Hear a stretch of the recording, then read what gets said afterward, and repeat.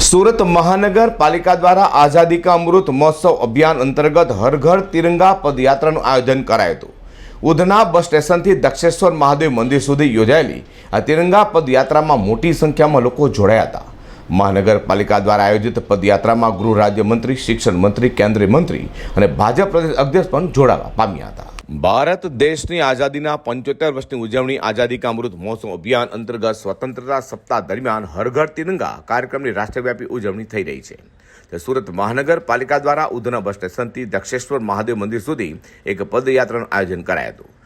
આજે સોમવાર તારીખ 14મી ઓગસ્ટના રોજ સુરત મહાનગરપાલિકા દ્વારા સુરતના પ્રથમ નાગરિક મેયર હેમાલીબેન બોગાવાલાના પ્રમુખ સ્થાને સુરતના ભાજપના સાંસદ તથા કેન્દ્રીય રાજ્યમંત્રી દર્શનાબેન જરદોશ અને નવસારીના સાંસદ CR પાટીલ તથા ગુજરાતના ગૃહ રાજ્યમંત્રી હર્ષ સંઘવી, ગુજરાતના શિક્ષણ મંત્રી સહિતનાઓની હાજરીમાં આ પદયાત્રાનું આયોજન કરાયું હતું, જેમાં મોટી સંખ્યામાં પાલિકાના અધિકારીઓ, પદાધિકારીઓ, શાળાઓના વિદ્યાર્થીઓ સહિતનાઓ જોડાવા પામ્યા છે।